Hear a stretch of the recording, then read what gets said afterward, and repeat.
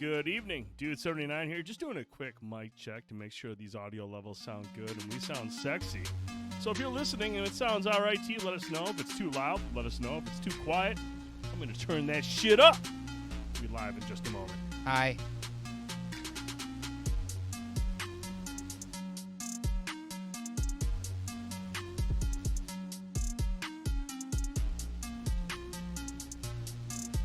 Hi, Dungeons.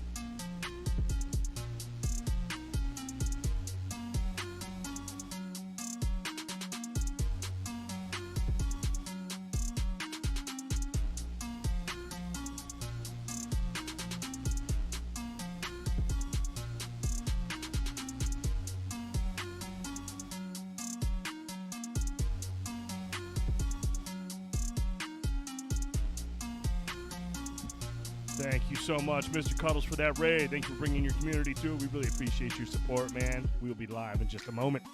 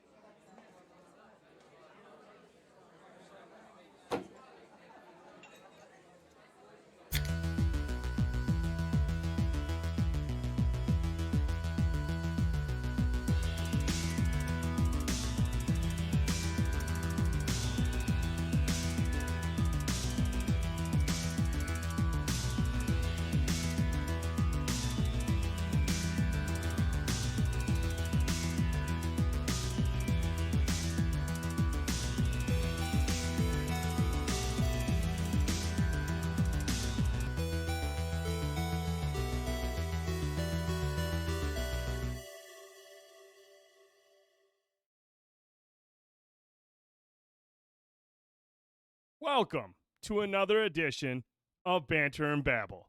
I'm the Dude79, and joining me always, my esteemed colleague and renowned piece of shit, Mr. Fanboytone. Mr. Fanboytone, what's good? What is up? It is the midweek. It's midweek, and we're at mid-50s, baby. What's going on in Michigan? We got mid-50s. Hold your balls. What's going on tomorrow, though, Tone? Tomorrow, yeah. 2 to 5 inches of snow. It's the most inches this house has seen in a long time. You know what? I'm not going to lower myself to your level by responding to that. It's true.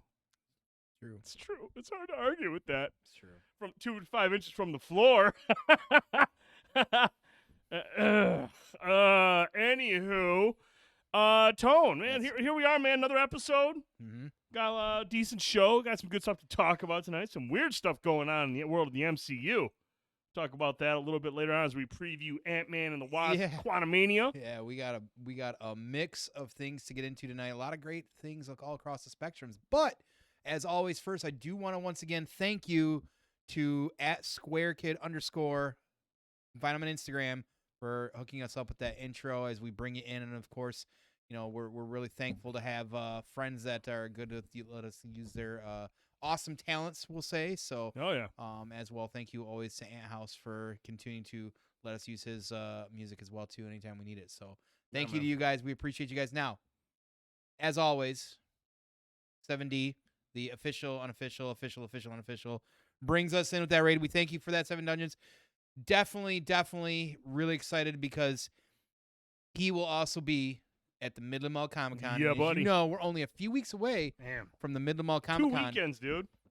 Him and the guys, Mike, and I believe Wombat's going to be around too. They're going to be rolling some tables, going to be doing some RPing as well too. They got great giveaways. We'll be not far from them on the other side of the stage, sitting there doing our thing. We've got our good pal Crash. Will be our booth babe, cosplaying and talking to folks as well too. And then of course, half-ass booth review will be around talking to different vendors and also getting some content shots as well. And we'll probably try to talk to a couple of those as well while we're streaming that weekend. So thank you, everybody, for that. We're really excited. If you can make it up this way, that'd be awesome. Hopefully one night we can plan a meetup at Oracle or somewhere to get some drinks. Oh, love that. As well, too. Squeaker will be there. Squeaker, of course, is one of the main cosplay judge, actually the lead cosplay judge. So really excited, of course, to have her around. We'll definitely be hearing from her that weekend. She's the judge, the jury, and the executioner. She really is. So she will definitely be on the show that weekend as well, too. So we appreciate all of you. And, of course, yes, thank you. The one and only King Cuddles, who streams biggest variety streamer you probably never even known, or maybe you do. But thank you for bringing in that raid as well, too, buddy. We appreciate you. He was in that Call of Duty, man. He apparently. Season 2 dropped today, and I'm ready to get into that shit. I might be doing that. Yeah, Season 2 dropped today. I wondered why that was trending on Twitter. I'm getting back into it Friday night, dude. Okay. So it's time to get back into that battle pass. It's time to grind out some new maps, some new guns, and all that shit. Hyped. Awesome. That's great. So that's, I don't know. It is great. It is great. Maybe you should play with me. I know. You know? You forgot the original pre-show before Drastin stole it from me. Wow. You guys will have to figure that one out over a vanilla ice cream Coke or something like that. I don't know. They share one with 2 straws in it. Like that's how cherry. Yeah. You failed your perception check. Wow, shots fired. Oh, man. He stole it, he said. Wow. Nah, it's Drastin's now. Not putting up much of a fight. I was like, it's fine. It's whatever. I mean, really, there's plenty of room out there in the world to stream. You guys can totally both just do that, too. So, dude, Cuddles was sending videos, man. They were doing an air show where he worked today. That's just his area, man. Man, that's fucking dope. He had fighter jets all over the place. That's just his area. And, of course, I see the videos. I'm like, what are they chasing? What's up there? Jesus fucking What's up Christ. there? It's like I said to them, every time there's a star in the sky, dude thinks that we're getting Tony, invaded man, by they're aliens. They're here. Jesus fucking Christ. They're among us. They are among us. Yes, there's a lot of things among us. So I'm excited. I just want to see I just want to see one alien ship before I die. I want to see an alien ship before I see a Lions Super Bowl. That's like for reals, man. I want to see an actual alien ship before the Lions win a Super Bowl. I die a happy man. I would make that trade. I was on a call with tech support and could not hear anything. Tech support probably wasn't helping you anyways. You know, tech support was probably just like, unplug it for 10 minutes and calls back. It was you. Get back. that was my response for a long time. Oh, just unplug your modem for 10 minutes and call us back. What time do you guys close? 8 minutes. But just call me back in 10. We'll see if it's working. Yep. And if not, don't call back. Piece of shit is what you deal with when you call into me, man. That's true. Tom, what are we drinking? Well, so the yearly limited release. So right now we're coming into Fat Tuesday, I believe it is called. So the punchskis are all over the area right now. So we have the King punchski from Pigeon Hill. We tried this last year. I feel like it's got more raspberry. It's a raspberry donut ale. Now, it's really good. Pigeon Hill makes a lot of great beers. I feel like their beers tend to sometimes hold on, fall in line. They're not. Hold on, buddy. They're not like overly. Like, they're good beers. Don't get me wrong. Pigeon Hill makes great beers. They're usually light and they've got good flavor. I love Pigeon Hill, man. Big fan. Their variants sometimes don't always hit the mark necessarily. Some of them do, though, however. So, but they are seriously one of my favorite breweries, of course, in Michigan and in the Midwest, just generally. And I feel like this is good this year. It's good, man. Raspberry is my number one favorite fruit. So when raspberry is in beer, I generally gravitate instantly to it. So over strawberry and cherry? Absolutely. Really? Raspberry is number 1. 2 is actually pineapple, and then 3 is probably cherry. Actually, I'm not surprised by your number 2 pick. Well, yeah, because pineapple is fucking amazing and deserves to be on pizza. That's right. I am King Cuddles. You shut your whore mouth. Yes. Shut your whore mouth. No, this is really good, but since Cuddles brought it up, and I can't fucking wait any longer. Okay. Cuddles asked an important question. He said, "No peeps." What's he talking about? What are you talking about, peeps, dude? Pineapple all the way, Brittany. Oh my God, here we go with this pineapple fucking crusade. Oh my! As a Pepsi guy, and listen, I want to preface this where I actually I'm one of the few. I like both Coke and Pepsi. I do have a slight preference when it comes to Pepsi, though. I just grew up on it. It is what it is. I'm also a rarity to where I'm a big fan of Peeps. I love Peeps. I love Peeps because I love marshmallows. So, starting today, actually, what kicked off is Easter candy, which is the best candy all year round of the holidays. It's pretty fucking good. Top tier because you got Cadbury eggs, you got mini eggs, you got the Robin eggs, you got everything. Cadbury chocolate is the best milk chocolate in the world, hands down. But Pepsi again released this year, the Peeps Pepsi, and I didn't get to try this last year. Pepsi and Peeps artificial marshmallow flavored cola. Now, I tried this yesterday, and I can't wait to see your thoughts on it. I know I know what I think of it. Not everybody might know yet, but we got this here, this little baby can here. We're gonna try it right now. I asked on Facebook yesterday. I go, has anyone seen this? But more importantly, does anyone think this sounds good? Melissa said gross. And I'd say 80% of the people that wrote on my Facebook page were like, ew, gross. And I'm just like, I need to surround myself with better people. Just like candy corn, I know people don't like candy corn. I understand why. It makes sense. But the Peeps thing is really weird to me. Now smell that. There's a lot of smell in there. There is a lot of smell. There's a lot of sugary smell. You kind of get that sugary smell. Okay, are you ready for this? Because I'm telling you, be objective. I'll be very objective. I'm excited.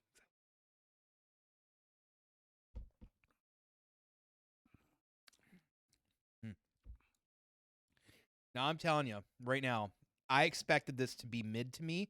I'm like, there's no way, right? I drank this yesterday, and I'm like, holy shit, this is really good. And then Cuddles is like, what about with Screwball? What about with Crown? he was trying to harden it up. What about this stuff? I'm like, oh my God. I love marshmallow. And marshmallow and beers is one of my favorite right now as well, too. I'm telling you right now, for me, this is a huge surprise how delicious it is. It's actually really good. It's a unique flavor, and it doesn't feel like artificially and weird synthetic like I would expect it to. It actually kind of gives me the feeling like I've just bitten into this. Like, the taste of it to me is fluffy. I know that's not a flavor of anything, but I get this fluffiness from it. And I'm just like, man, I'm surprised by this.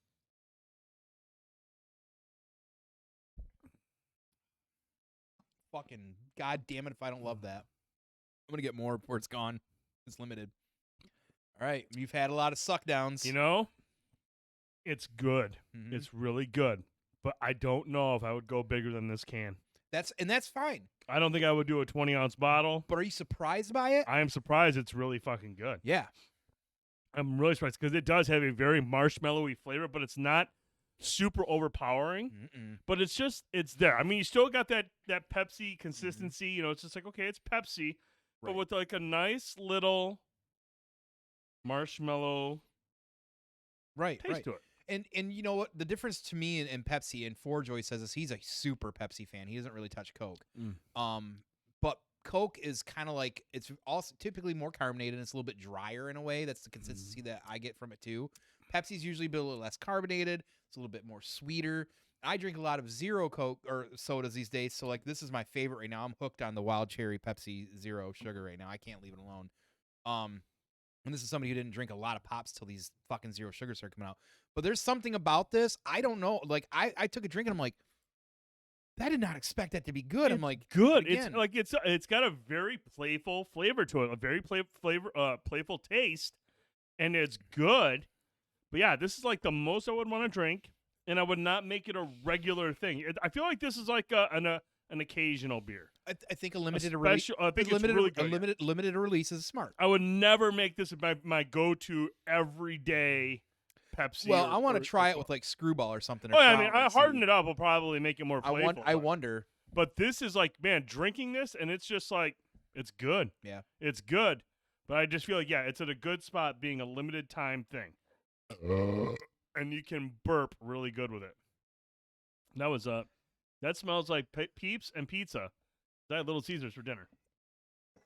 With that old world pepperoni. Old world pepperoni on that Little Caesars. Pepperoni, man. So good. I'm telling you right now. No, that is a very nice beer. That's a very nice pop. I like that. I'm going to have, actually, the missus is going shopping tomorrow. I'm going to have her get me a 12-pack of it. So the thing that you make, you talk about the size and all that stuff. They don't sell, they do sell them in 20 ounces and things like that. I would go right with that. As far as cans, I do think, I'm weird. I usually takes me a while to drink pop. I don't suck down pop. So like the smaller 20 ounce will get warmer. This is good cold. Right. I like smaller cans too. So I like the mini cans. So sometimes I get the small cans as well. I think it's a perfect size for it. You know, and it's only 100 calories. Right. It's. I'm telling you guys, if even if you don't like Peeps, it might be worth just at least giving a. He says this is the perfect size. I should have dated him. But what? Oh. Anyways, I feel like the marketing missed the mark. Everybody has said, and I agree. Why didn't they call it Peepsy? Peepsy probably would have been really cute.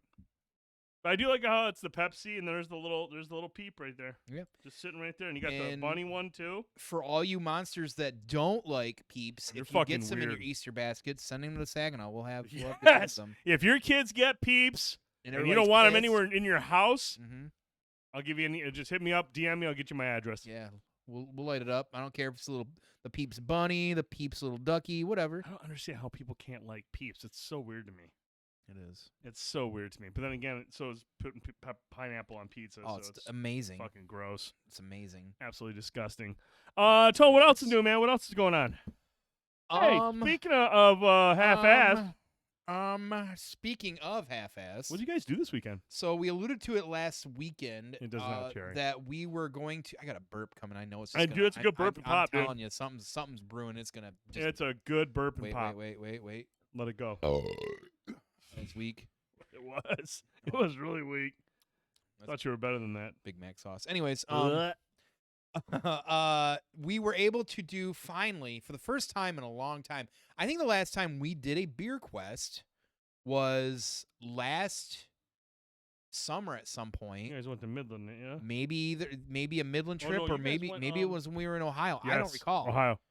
I just see ya. Hope dog's okay.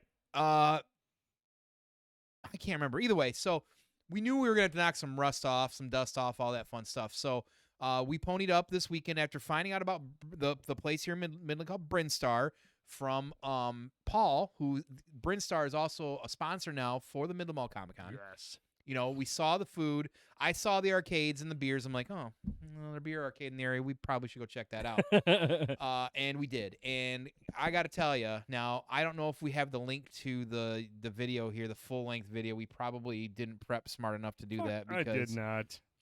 Do a exclamation point HABR. Oh, yeah. And that will take you to his page. But Brinstar would be the newest one that he posted today, the latest beer quest. Please follow that. Check him out, of course. Give him some love as well, too. He is, God, he's so fun to hang out with just generally, but, like, doing content with him is great. The craft beer thing's been good for him, and he's killing it. But this place was incredible. Like, I think at the end of the day, my only critiques were two things. Mm-hmm. One, the burgers you can't have cooked to order. They do them done. Mm-hmm. But you know, when you're doing these like, thanks, Cuddles. When you're doing all these toppings and doing these crazy things, I understand that makes sense. And sometimes when you do them to order, then you're dealing probably with some point with health department, whatever it might be. Mm-hmm. It's not always that easy, especially if people don't know how to do it. So that can be overlooked because the toppings and the stuff that we had on some of these burgers were so good it didn't matter. The second one critique would be is that you can see the arcades right there behind me. There's a brand new Mandalorian pinball machine behind me, and it was an incredible game. But that was probably the newest one in there for the most part. So it's more retro stuff? They're a little bit older, a little bit dated, which is fine. And, you got to start somewhere. So I'm not, like, pointing fingers or anything like that. There's another burp. Oh, look at that thing. But look at that. This is the one I got. That is the Space Cowboy Barbecue Burger. That had originally just the big onion rings, the barbecue sauce, the cheese, etc. Well, for an extra $3, you get the jalapeno coleslaw and you get pulled pork on it as well too. So we said, well, we gotta do that, right? And then he got the poutine on the Ritz, and you'll see it here shortly. Which basically was a burger with, of course, poutine, the cheese curds that are supposed to be on the poutine, and Ritz crackers. Now, when we go out and do these, we legitimately take a knife and halvesies our food, and then we switch and split. Yeah, change it up. Exactly. And we both were like, holy shit, these are both amazing. The egg rolls. Now, this place has a great appetizer menu. This is awesome. And there's like 6 different egg rolls, maybe even 7. That's the way it should be because egg rolls are pretty. You can put anything in an egg roll wrap, and you can make something very special. versatile. Right. So he got the. I love Reuben's. He got the Reuben egg rolls, which came with I think they made the homemade Thousand Island dressing. They did. That's what he mentioned. They does have Thousand Island dressing. Yeah, and it looked homemade as well. And then I got, of course, if everybody follows me on social media or anything like that or Facebook, I'm a big fan of Crab Rangoons. They had a crab cheese egg rolls that came with, and we talk about it right here, like a Caribbean jerk, like sweet and sour fusion. It was unfucking believable. Soft love.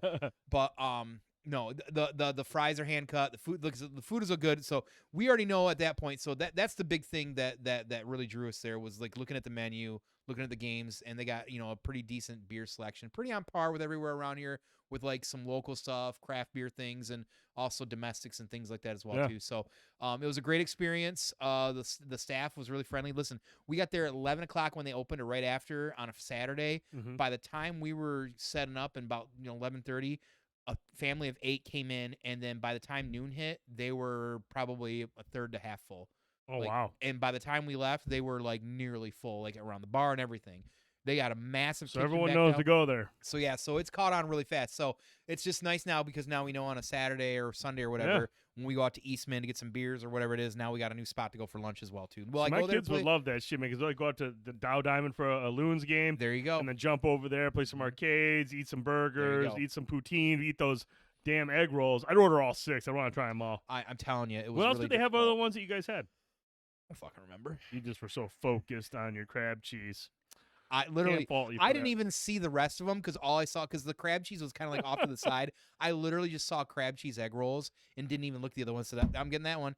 And he's like, and then he was looking. He's like, oh, they got Reuben ones. I'm like, that sounds awesome. I love Reubens.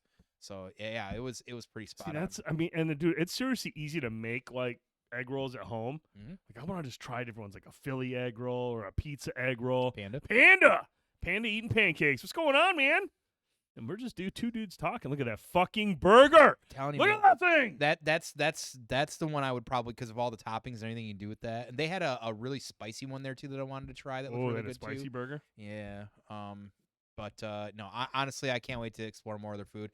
And again, they're going to be a sponsor for the Mid-Mall Comic Con. So shout out to Brinstar and Midland. Thank you for letting us go in there. And I did ask the question. We do talk it in the video, of course. But the big thing that drew me is when I saw the name Brinstar, I was like, is this based off the place in Metroid? And I found out not only was it, but he's also a super fan, the owner.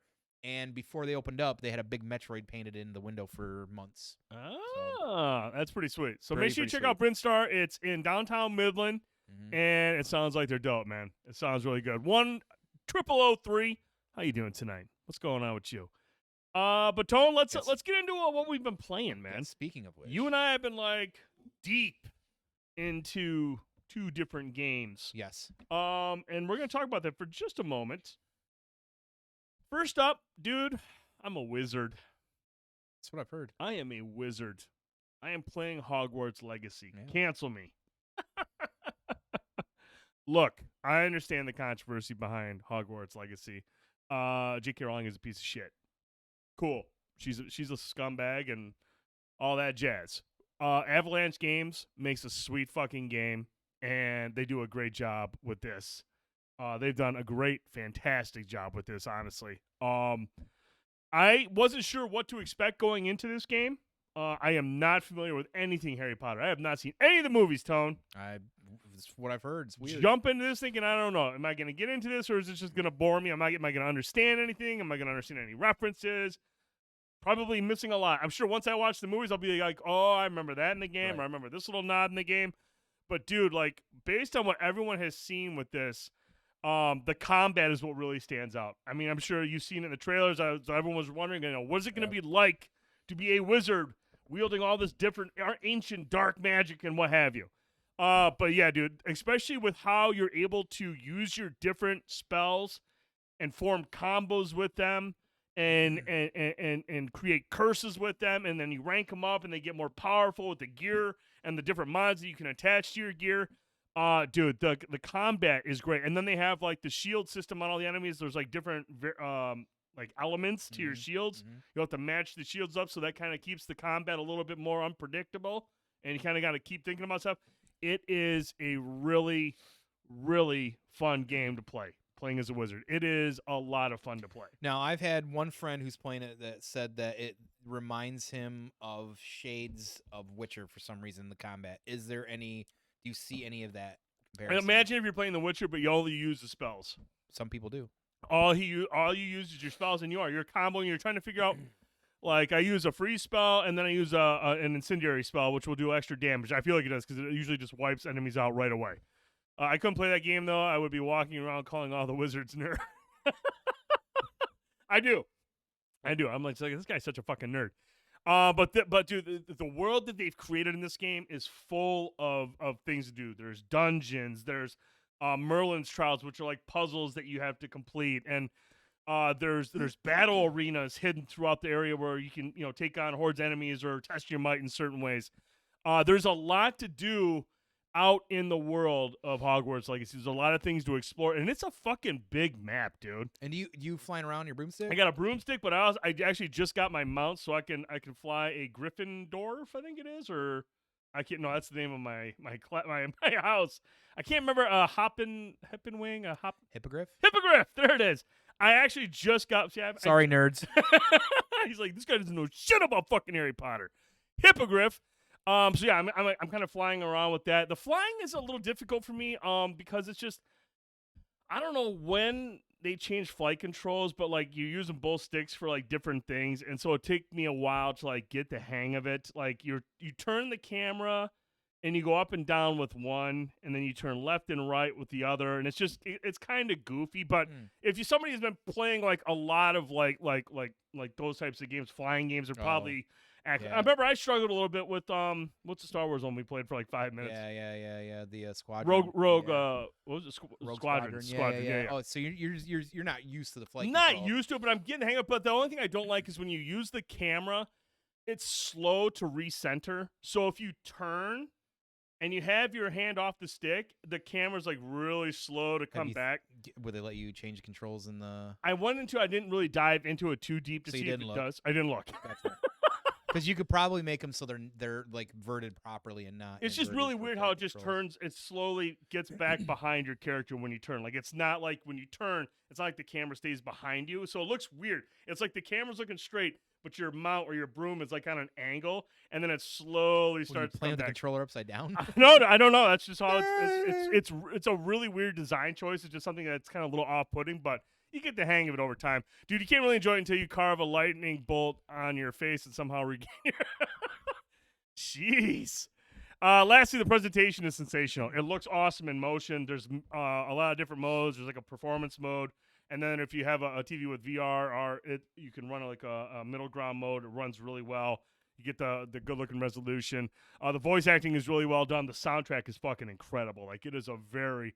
very good soundtrack, and the character models, both of the humans and the monsters that you come across, just a really well-realized world. And again, Hogwarts itself is a fucking incredible place to be at. I mean, it is so thoroughly well-detailed, and all the paintings on the walls, Tone, are dynamic. They're all moving around. There's people talking in them. Mm-hmm. It's like crazy, like how well it works in a game. It just looks really, really good. And again, even the school itself, there's a lot of things to explore. A lot of hidden secrets and whatnot, so it's pretty sweet, man. Like I'm really, really digging what I played. I'm about what is it? I think I'm at like 66% done. I got about 19 hours in, so there's a lot to do, and it's been a lot of fun. I'm really digging it so far. I was gonna buy this. I was really debating. I was kind of holding off. I've been playing such random stuff, and everybody just kept talking about it, and the reviews kept coming out. And I'm like, man, I really, really could go for another open world game like this, and then. You can't be a poser if you never pretended to be a Harry Potter guy. That's true. So, joke's on you, Jerry. You make no sense when you say that, because I never ever said, I'm a Harry Potter guy. When I come out and say I have no idea what the fuck I'm doing, I don't know what the fuck I'm doing or know anything about it. So, joke's on you. Tone, now, I've been playing this. Well, the reason I didn't buy this is because of a shadow drop last week on the Nintendo Direct. Metroid Prime Remastered. And, dude, you are balls deep in this one, dude. I can't stop. I mean, as much as I've been able to play, I should say, I didn't have as much time as I wanted to, but at this point, any free couple minutes that I get, if I'm not too tired and just watching TV, I've got the control. Like, even before coming over here tonight, I was like, well, I guess I got a couple minutes before I'm surprised the Switch isn't underneath the table right now. And you're playing. I watched TV with the, kiddo, and then decided to just get a couple minutes in. Because I was thinking about, something. I'm like, oh, did I check here? Yeah, it's been so long since I've actually played it that there's things I remember about it, but there's also plenty that I don't. And now that I'm playing it at this point in my life, because it's not new, like I feel like it's a lot more fluid now. And of course, the modernized controls, the 2 dual sticks and everything, and even the targeting, everything, I'm like, everything just works really well. Now, of course, in Nintendo, because they're Eastern based, their buttons and their control layout's always weird. They always use the outside of the controller for a lot of like things. Where in the Americans we typically like the inside buttons. So I don't know if you can. I think you can change a little bit of them in here. But because of the way the game plays, that doesn't really affect your gameplay for me at all. I've already gotten after you lose your powers and you got to get some of the stuff. I already got I just got the morph ball boost now, so which will give me some more traversal. And I love Metroidvania games anyways. I love you can't get here until you get this, and then you can't get here, you can't do this until you come back way later after getting this, because it's like a treasure hunting game the entire time, to find all the extra goodies. And when this game came out, this is the reason I bought a GameCube. I think I talked about that after the Direct. This is the reason I bought a GameCube. I played it nonstop until I beat it. My story of the very brief. I got to the end boss in Metroid Prime 2001 or 2, whatever the fuck it was, and was having a meltdown on the boss, tried to beat it 3 or 4 times, couldn't touch it. And I was like, what the fuck? Set the controller down, slept it off that night, woke up the next morning, and literally first try without any issues beat it in that first try. Really? Yeah. And sometimes I have to do that. I don't know if it's the frustration. I don't know what it is. Yeah, you gotta reset, man. Right. And it'll be like the first time I do it and like the first attempt and I'll kill it. So that's how it worked with this. And I just have so much great memories of this series overall. It's one of my all-time favorite series. This is one of my all-time favorite games. And seeing it remastered, it looks good. I mean, sure, does it look somewhat dated? Absolutely. Things have moved a lot farther in graphics since then. But I didn't realize it was going to look so good. And it looks really good. It's Metroid games are immersive even in 2D because of the gameplay, of course, but because of the sound of Metroid. Metroid's sound is very unique. Yeah. This soundtrack to this game is just bringing back all these flood of memories, and just even when you're going up the elevators, you're hearing the certain things, or when you save it does the win, like it just plays. It's incredible. So if you're a fan of it, if you've never played it, now's a great time to play it. If you played it before and you haven't played it many years, it's like the first time again. I'm having a blast with it. I can't leave it alone already. It's incredible. And this game really expanded on the lore and just kind of like opened it up. You would think that a game going from 2D to 3D, that's a hard transition. It's hard for buy-in. Yeah. And this is one of the first ones, you got to figure 20-some years ago they did this. It's one of the first ones to really take that leap and do it. And not only do it, but do it like expertly done. And that's a tribute to Retro Studios. So now that they've got the hands of Metroid Prime 4, that's good news as well too. So and Tone, I saw another article earlier today. Again, another rumor suggesting that 2 and 3 are already done. I bet they are. They're already done, and they're just sitting on it when to release them. Yeah. So, I mean, at some point, dude, you're going to be able to play the whole trilogy on Switch before Metroid Prime drops, and that's pretty fucking sweet. I wonder, has anybody do we know how the sales of this have been? Have we seen anything on that? I haven't heard anything. I haven't heard anything yet either. I know that I've talked. Nintendo's really kind of goofy about their sales numbers. Yeah, they definitely keep that close to the chest, but. No, regardless, this is a game that I feel like everybody should play. If you like first person at all, I typically don't like first person games generally. Not it's certain ones I will. We've seen. Yeah. This is definitely one where I absolutely like. Yeah. I love this mythos. So no, that's gonna be the next game I'm gonna jump into. Once I finish up Hogwarts Legacy and Dead Space, that's the one I want to get back to is try out Metroid Prime, because it looks good. My son's playing through it. He's been digging it so far. Watching him play those types of games is hilarious. I seen one say he's playing the 1986 Friday the 13th computer game that I found yesterday. Wasn't there one on NES as well? Yeah, I used to play that all the time. I remember that one. Was it kind of a side scroller? There were parts of it that were. You're walking along the edge of the lake. I do remember there are that. parts of that you get in the boats, and he would jump out sometimes. You get in the caverns, or if you were in the actual cabins, it was in third person but facing forward. Face forward, yes. And sometimes you would find him, and you had me. I played the fuck out of the game. It was hard as shit. I don't think I ever beat it.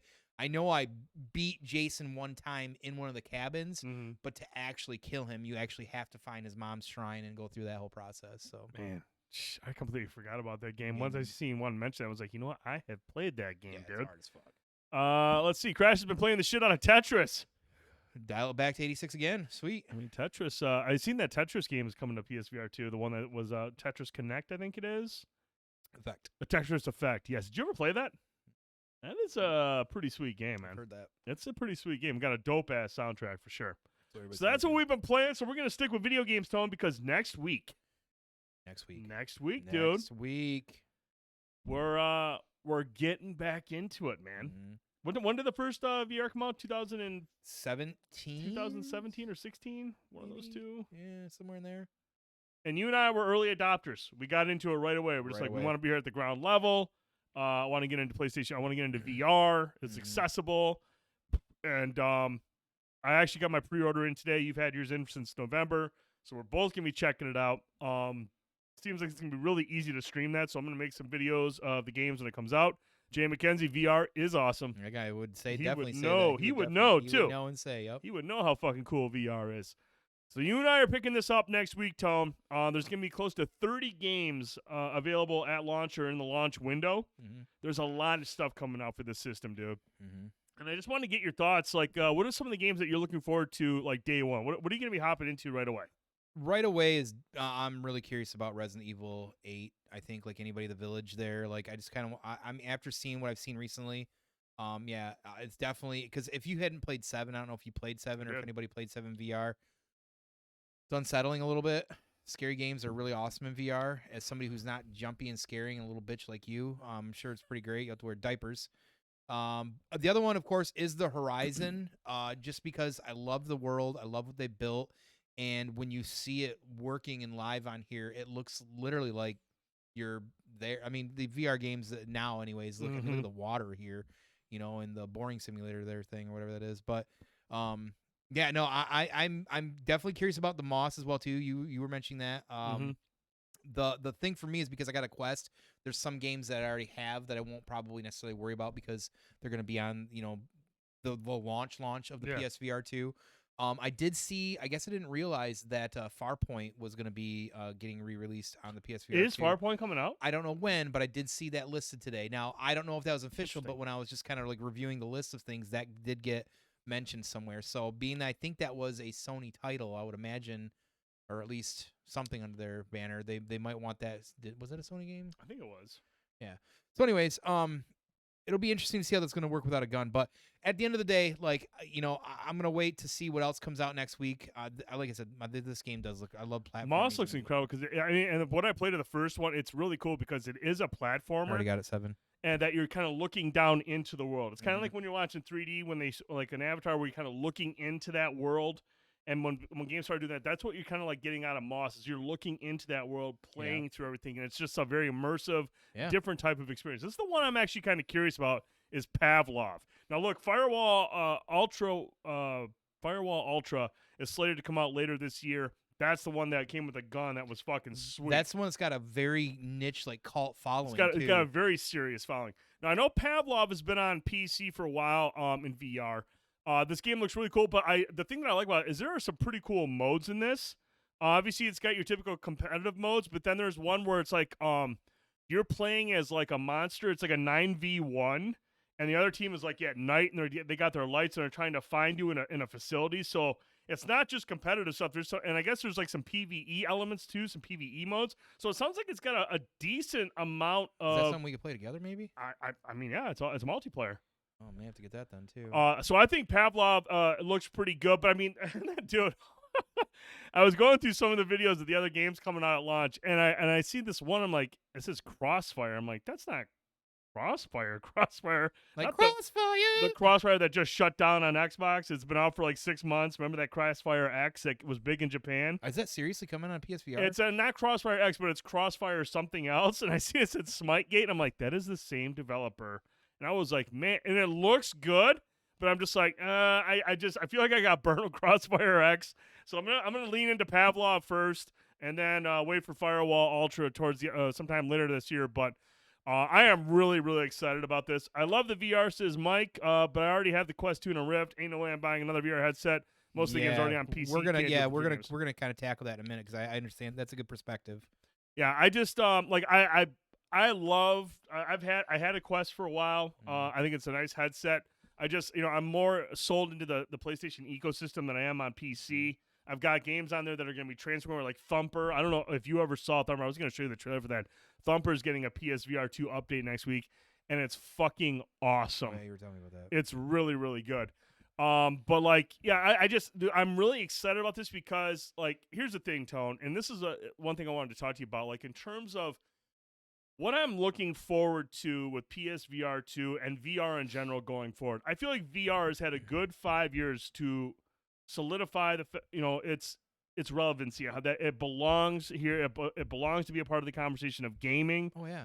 And here's what I'm hoping for, man. Like honestly, I'm hoping at this point going forward, we can move away from the narrative that VR is just like mini experiences or Right. demos. I'm hoping that we're moving more towards AAA big budget titles. You know, bigger games, full on games, like we're seeing with Resident Evil Village and hopefully Horizon call them out. I don't know what that is yet. The reviews for that haven't come out Right. yet. But I'm hoping that we're moving away from that narrative that it's just different, shorter experiences. I don't mind the shorter experiences. Right. I don't mind those. I think a lot of them are very immersive and they can be very chill and relaxing. But like, I'm ready for these bigger mainstream titles. Right. And I feel like to kind of coincide a little bit with what Moss was saying there, you know, he's like, I got the VR, I got this VR, and I do too. I got the Quest 2, I had a PSVR 1. Listen, look up how much the PSVR 1 sold in the last few years. I mean, yeah, they definitely discount them during the holidays, $50 to $100 off. But when you consider that they were selling PSVRs the same price they were selling PS4s, are roughly the same, the proof is in the pudding right there. There's a market for that. People wanted them, people played them, and people were buying them. Now, that I think is the staying power. People want the VR. Now, it's an expensive thing to get into, sure. Yeah, it's an investment. I can think of a lot of things I invest into that I also don't pan out, but my VR play has always lasted. So it's an experience, and it's not anything that you're looking to talk anybody into, because yes, it's very expensive to get into, but once you play it, once you're into it, then it's almost like, I don't want to say it's an obsession, but like it's just so immersive, and that's the next step for gaming. I mean, you look at even goofy movies from back in the day. I always go back to Hackers, because the Plague sitting in there playing a cowboy and doing the VR and the motion thing. And we always saw, you know, Virtual Boy and things like this. This was always the next evolution of gaming, was to be immersive VR. It's just how that's going to go at some point. At some point, you are the game. You are literally part of the game. But you're right. Like at this point, it's time for the software to be bigger and better and more immersive. You got games on the horizon like Elysia, you know, which is a full-on World of Warcraft style MMO that's fully in VR. To start with one, that's a big one, right?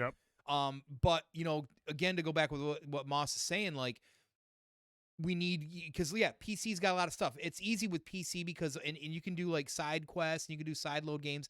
There's more options and things out there as well too. But it's like just like anything else, VR in a lot of these games are certainly to some degree, you know, just kind of being there, like playing the Moss game, for instance. Like you're playing a character, it's cool because it's immersive because you're in there, but like, how do you want to feel like you're in it? Well, games where you're like this, or I'm a big fan of like Pistol Whip, you know, or even though it's on rails, like you're shooting stuff. But you know, then you got the Horizon game where you're fully in it, or Resident Evil. So there are games that are coming where like, I also want more games that are longer and immersive. Now, we say, okay, you know, it's hard to say, is this worth the money to have games and longevity? We're also talking about, outside of Nintendo, we're talking about a company who seriously invests into their first party stuff or their big things. So, you know, maybe the PSVR 1 wasn't what everybody wanted out of it, but you had to get buy-in from developers. You have to get buy-in from even consumers, right? It's a whole different ballgame now, because they saw that market was going. Listen, if they didn't sell all those units of PSVR 1, do you think they would really spend the money to have something to sell for $600? Right. I don't know that necessarily they would, but they're confident enough in it because they probably have developers working on some crazy shit. And if you look at their launch window, and they're talking 30 titles with a launch window, and not all the games are coming on different systems, but some of them are, you know, you have to look at it and say, okay, well, these guys are wanting to invest into this as well too, because they're probably not making a lot of profit off these things right initially. It's expensive. Right. You're telling somebody, if you want a PSVR experience, now listen, this VR headset, and you can see the resolution right now, this is going to be the number one or number two far as resolution for VR headsets right now. That's how far we've come. It's crazy how the resolution is on these as well too. You know, so the immersion is going to be even more crazier experience. If you want to play something that's PSVR 2 or something like that, you're telling folks you got to spend $1,200 to do that. Now, if you're telling people to spend $1,200, but you got no software to do it, yeah, there's going to be a problem, maybe a riot or two. And see, that's what I feel like Sony has to do this time around. Like they were good with the PSVR 1, but like the Vita and a lot of stuff before it, they don't really get the full backing of first-party studios when it comes to VR. Like, I really want to see them really dig into the first-party studios, the Insomniacs and the Naughty Dogs and every Media Molecule and Can you imagine Media Molecule doing something in VR? Get them all in there and have them kind of lead the charge to show, like, look, this is what you can do. That'll entice other big third parties. Like, okay, look, let's invest in it because people are buying this shit because they're playing all these big AAA first-party games. Kind of create that, because that's the one thing I'll always criticize Sony on is, they invest in the tech. They invested in the Vita ahead of its time. They invested in PSVR 1, solid system. But when it comes to the software front, they kind of rely on third parties and independent studios. They don't do a whole lot with their first-party studios to support anything outside of the main console that's out at that time. They'll do a couple things. You know, on Vita, you had the Killzone Mercenary. You had Uncharted Golden Abyss. You had Unit 13 till you killed Zipper. But other than that, you didn't have a whole lot of first-party support on the Vita. And even with PSVR, I don't know if there was too many first-party games that they brought to other than Astrobot. Yeah, there certainly wasn't. And that's a great example of somebody that should be making those sort of things. So my hope is, and this is me, I guess, just hope, but like being that, again, the sales of the PSVR 1 was way above expectations than anybody thought it was going to do. It's also easier price to swallow too. Which is true. But we're also talking about that gen. Now we're talking about this gen too. Yeah. You know, because even the PlayStation 5 is, you know, way different than the PS4, right? Absolutely. So, my hope is that because unlike the Vita and things in that nature, this is hooked directly to your system. So this is literally like building a video game, but with these kind of features in it as well too, which I'm sure because of the 3D-ness of it is not super easy, but like, you know, at the same time, like, who do they have involved? I want to know those things as well too. Like, what are their plans? So I'm super excited again because I have a Quest as well. I've had both Quests. I had PSVR 1. I love VR, and it's one of my favorite forms of games. I play VR weekly, so you know that's how integrated I am with it. I'm fortunate I don't have the motion sickness. I know people do deal with that as well too, but you know, when you play games like Darth Vader, even if you're just standing there with a fucking lightsaber in the training and you're just deflecting bots, which is what I do a lot in the Vader game. It's unlike anything you can create if you're just using a controller and playing like Jedi Fallen Order or something like that. It's a different experience, and that's what I like about my gamings. I like the immersion. And listen, I'll if that doesn't sell anybody, I got the when they had it, the Void at Disney Springs, the mall, when I went, you know, 3 years ago.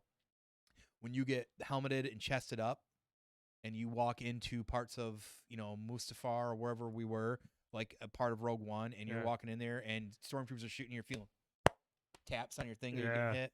I mean, we'll eventually probably be there as well too. But like that's the experience I'm looking for. I want that full on experience. And Try North. That's like basically 3 of the 4 of the 5 games that I mentioned. I mean, that's other than that, they didn't support it like they should have. That's all I'm saying. Like, they had games, but after a certain amount of time, they backed off quick. If you go back and look, they didn't support it much like they do their consoles. They, you know, the Vita had great titles and they had a couple first party stuff, but and I don't think Gravity Rush was that a first party or was that a third party or a second party working on it? It might have been a third. I feel like I don't know if that was a first party Tearaway title. was a very underrated Tearaway game. was incredible. I think that was Media Molecule. That was Media Molecule. Japan Studio, Sony. Okay, yeah, it was then. I think Japan Studio is closed. I don't think they're around anymore. Yeah, after a while, like, and they didn't push enough that the Vita was you could remote play. There was a lot of things that they did great with the Vita because the Vita's a great handheld. There was no one else doing They got into with the PSP in a handheld market that was predominantly controlled by Nintendo for years.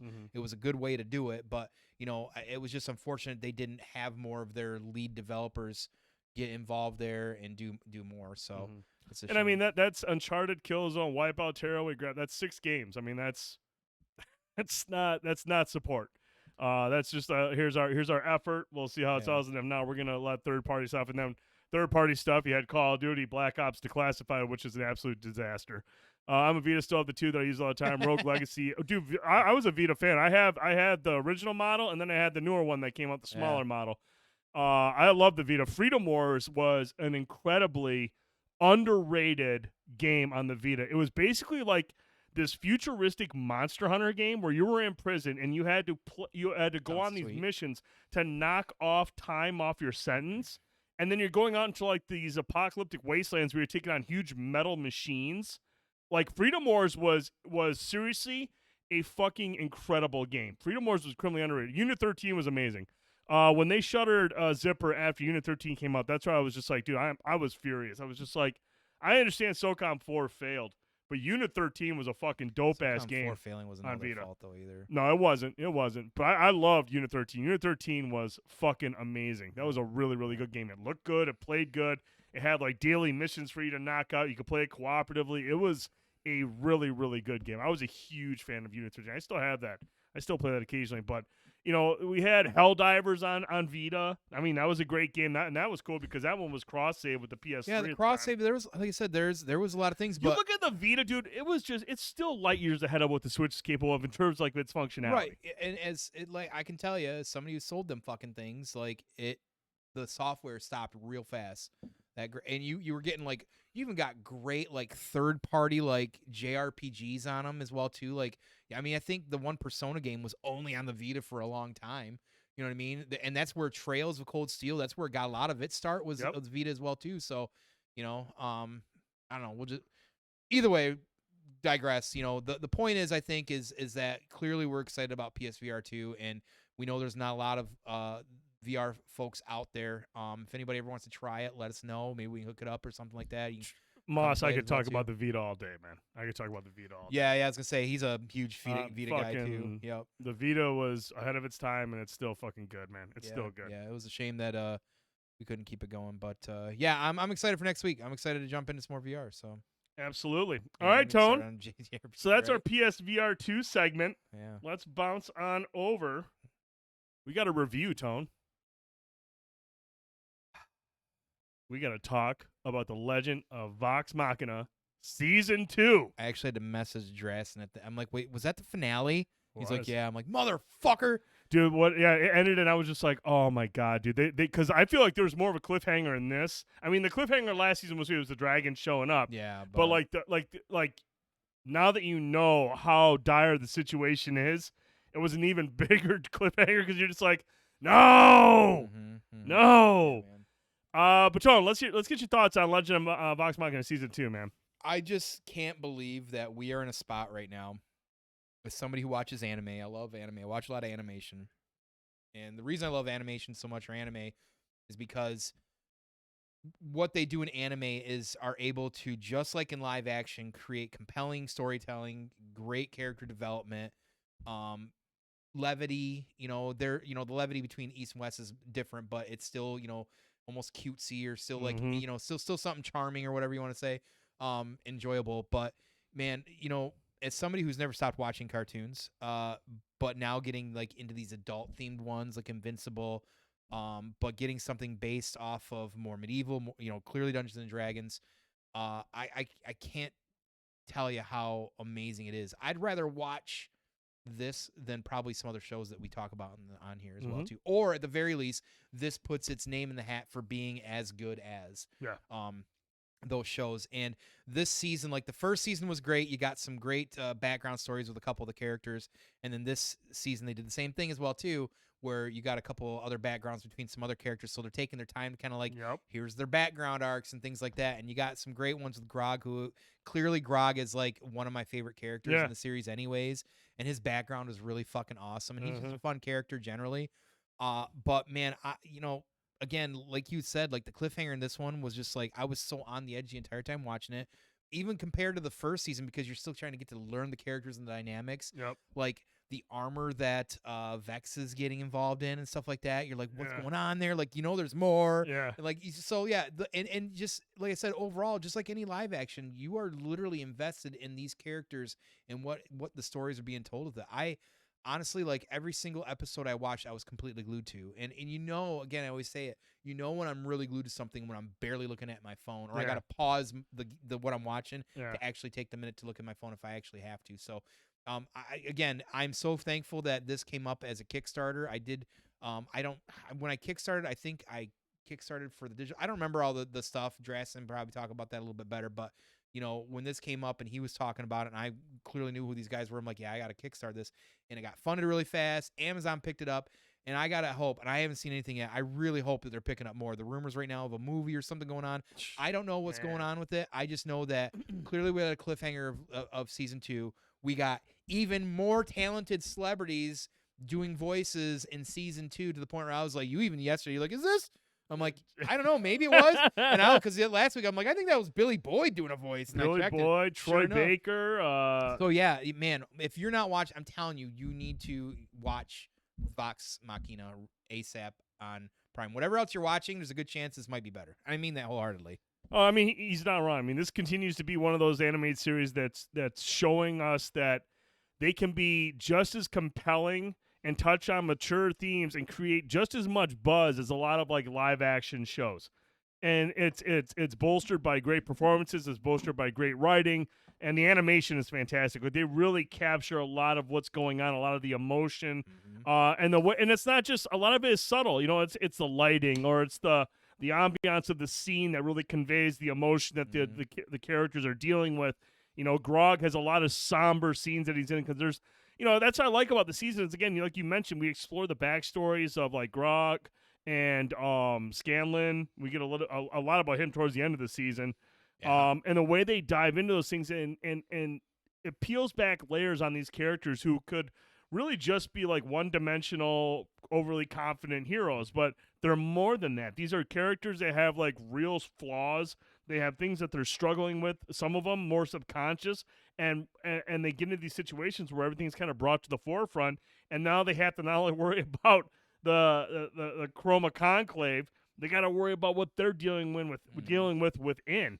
And I just feel like that's super compelling, and it also allows, when you dig into those types of story arcs and you dig into those types of flaws that these characters are dealing with, it makes it relatable for the audience. It allows you to find yourself relating to characters that you typically wouldn't relate to. I mean, you're just like, man, I understand some of these struggles. That's fucking crazy that they're doing this in an animated show. Right. Because in animated shows, you're expecting more action, more a lot of just levity and stuff like that, but they balance it, man. They balance it. They balance action. They balance levity. They balance drama. They balance just a lot of different things that you just typically don't see in cartoons. And yeah, I just think that is one of the reasons that the shows like this and Arcane and Invincible are really like raising the bar of not just animated shows, but just streaming shows in general. Yeah. You don't have to watch live action shows to get great content anymore. You can watch any of these animated shows and come away with like really, really compelling storylines. I mean, it's, when you see certain things happen, when you get that excitement, like Scanlan was doing some things towards the end there, and I'm like literally getting like visibly excited about like, holy shit, is this really going to happen? Like, what's going on? And all this crazy stuff, it really kind of pulls you into it as well too. And what's crazy when you think about it is that this pretty much is based off of word for word or scenario from their D&D game. Yeah. That's what this is. You know what I mean? Which is crazy to think about, but that's how that yarn gets spun. That's when you as somebody who got to play a one shot and experience that. I mean, yeah, ours was definitely more aimed for entertainment, and it's all entertainment. But you can see you can see the comparison. And you can see how, next thing you know, if you got the right DM, somebody like Drastin or whatever, pulling the right thread, and all of a sudden you're stuck with a choice, and it's a moral choice. Yeah. And if you're playing a character, that's what role playing is. And lastly, the thing that I really like about this show, man, is, and it goes back to how they make the characters relatable to the audience, is that just like, it's doing a good job when you get to a point where you're just like, am I even going to see this character's redemption arc? Because they get into these situations, you're just like, shit, I really don't want this character to die because they're on their way up. They're on they've come to terms with their struggles. They've faced their fears and they've gotten over that hump, and now they're trying to like redeem themselves. And you're just like, when you are legitimately concerned for a character's well-being, or you're welling up a little bit because of how powerful a certain scene is. There's a couple scenes this season where I was just like, oh fuck, and it's just, dude, it's a testament to the writing. Yeah, it's a testament to the story, and it's a testament to the voice acting, because you still have to deliver these lines and make it compelling. You have to make it and engage the audience. And this show just fucking excels in so many ways. I think it's great to see that people are more adjusting to intaking animation as more of a serious like media intake, because that's how the East has been for years. That's their sitcoms is anime. You know what I mean? And somebody who gets drawn into those and them as well too. Like I love seeing like it happening more over here as well too. I mean, our generations are we're all evolving, getting older, and in charge of things a little bit more as well too. And being able to have the people in place that are nerds of certain things or enjoy certain whatever outlets and be able to do this sort of stuff. It's exciting really, because in a time where media and TV has just become like a golden age of great things and even good reboots here and there, to have things like this that are telling great story but in animations, it's awesome. And one last thing, Toad, how fucking badass is the Chroma Conclave? I mean, how do you beat having a bunch of dragons being your bad guys and Thordak being voiced by Lance Reddick? Oh, for fuck's sake! When I first heard it talk, I was like, "That's Lance. That's fucking Lance, dude." Dude, like I love the Chroma Conclave. I just think these dragons, and I mean, they're no pushover. I mean, these dragons are fucking ruthless. They're fucking unfaltering. They're just evil, and like they're like you know that this crew has a hell of a fight ahead of them, because every time they encounter one of these dragons, they get the shit kicked out of them. It's a struggle for sure, and I just feel like when they start to build on more of the backstory behind the dragons and what their motivations are, it just makes it more compelling, man, because you're just like, fuck, these guys are legit a threat. And we see, our crew, as they push through, the group pushes through, and they get tested to the maximum, and they continue to push on, but you just realize it's only going to get tougher. The cliffhanger at the end, it's only going to get tougher going forward. And now we got to fucking wait a year for more Vox Machina. Have they said we're getting season 3? I mean, they like from what I read and heard, like people were just saying, well, we won't get anything until next year. So I'm assuming. Okay. I mean, if Amazon doesn't fucking renew that, they're stupid. Yeah, I gotta imagine that this is better. Well, this is definitely better than Rings of Power. I mean, it's got 100% on Rotten Tomatoes. I mean, this thing is serious? Yeah, it's 100%. That's crazy. So I mean, it's a huge hit critically, and I hope to God it's a huge hit commercially. Like people watching. Your family's enjoying it. That says something. Dude, my kids, my wife was like, "This is a really good show." That's what I'm saying. Like, it's one of those things that can transcend. Like, it's a lot of people can connect to this. A lot of people can watch this and be like, "I want to watch and see where this is going." Yeah, it's a testament to the writing and the story. Grog. All right, Tone. Yeah. We have 4.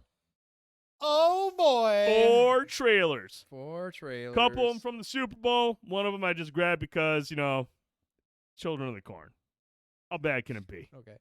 But first up, let's check out the trailer for the 10th. Your favorite series. Hey, man, it's about family. It is. Okay? It's about family. Let's check out the trailer for Fast X. I know that this road has been very hard. And yet here you are, building this magnificent family. What's going on in that head of yours? Something little B said it. He said, Dad, you're not afraid of anything. But I am. I'm afraid of losing someone I love. Dominic Toretto, you're about to learn all about fear. Oh. You built such a beautiful life, filled with love and family.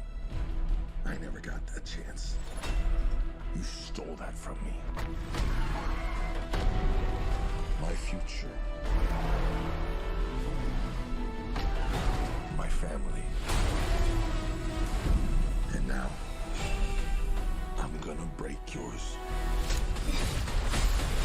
Piece by piece.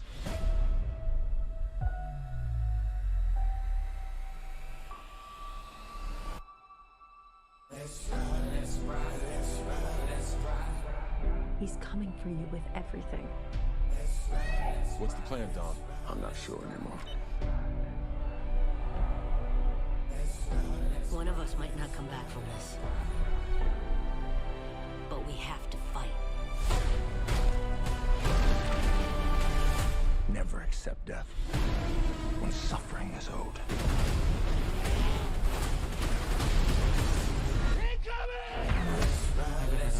Armed and dangerous. Ain't too many could bang with us. Label us notorious. It's a setup. He's trying to tear us apart. I've Situation is type 1. What you gonna do? Fight or run? Winning used to be about winning. We raced for respect. Today, I raced to stop the bloodbath.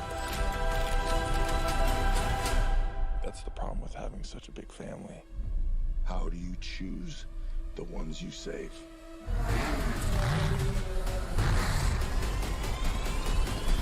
Let's race!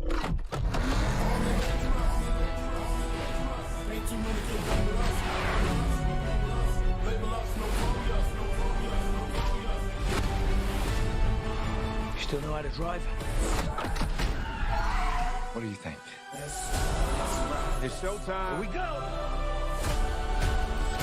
Game recognizes game.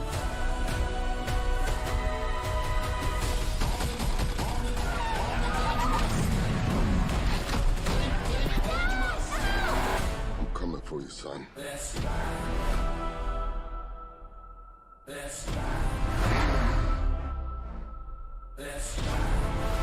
Here they come. You will never be able to break my family.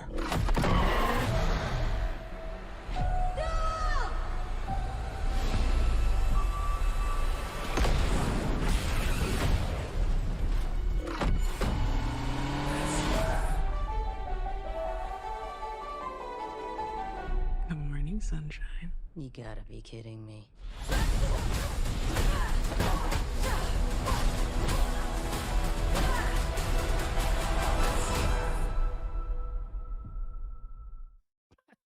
All right, so the cast, first of all. You want to talk about the cast real quick? Yeah, I'm going to go down this list for you really do quick. the cast, and I got something to say. I'll go down this very short list of A-listers. Vin Diesel, Jordana Brewster, Tyrese Gibson, Michelle Rodriguez, Luda, Jason Momoa, John Cena, Jason Statham, Helen Mirren's in this movie, Brie Larson, Charlize Theron, and Michael Rooker. That family got big. Man, that's a big family. I don't even think that's all of them. Tone, help me understand why this series is so fucking popular. Everybody out there, I know I've seen it. You know, like People in the chat loving it, dude. Why are these still a thing? That's a great They question. make a shit ton of fucking money. And that's the And bottom somehow line. they review well. That's the bottom line.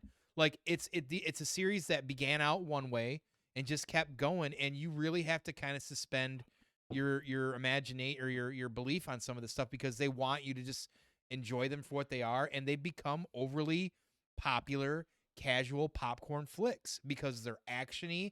The story is story, like that's not what people are going really to see these. It's iconic characters. It's a series that's been going on now for almost 20 years, I believe. I was obsessed with the first couple when they first dropped. I was obsessed with the first movie. I'd watch that over. I would get high every night and rewatch that fucking movie. I don't know what it was, but you know, here we are, and they're still coming out with. They wouldn't keep producing these if they weren't making money, and I think at the end of the day, that's what's going on. Like whether they accept it as a joke or not, who knows? You know, Trick said him and his kid watched them. They'd enjoy them. Jay Hill says, don't think about the reality, but just enjoy the ride. That's kind of what I think you have to do with these, and I think that what people do. Now, I'm not overly concerned about it. Listen, they've had The Rock in them. They've had Idris Elba somewhere in this stuff. Lots been going on with them. I can't keep up. I don't really necessarily care. But, you know, they keep making them. People keep going and seeing them and enjoying them. So what are you going to do? I mean, you know, we like the Mission Impossibles because they're action-y, they're espionage or whatever. They're maybe over the top. But these are over-the-top action. That hooks people. Sometimes that's all you need. And, 2001, there it is. You know what I mean? And I don't know. I don't get it. Again, maybe somebody's in on the joke, but the joke got too serious, and now we're making money. So, you know, I think everybody's getting a piece of that fast money, and I think, you know, the residuals going forward in those contract building, these guys have made an entire career out of it. You think if Ludacris would never end up in this, he'd still be making more music. He certainly ain't making a lot of music these days. And yes, Jay Hill, that song with B.I.G. and Bone Thugs is fucking incredible, and I think it was like a B-side came out after Biggie died, and it's an incredible fucking song. I think it was. There was the disc that came out with a bunch of Biggie mashups, and that was. I just don't know what it is, man. I just cannot get into these. Like I watched, and it's weird because man, I'll sit down and watch fucking Broken Arrow if it's on TV. Yeah. I'll watch Firestorm, or I'll fucking watch.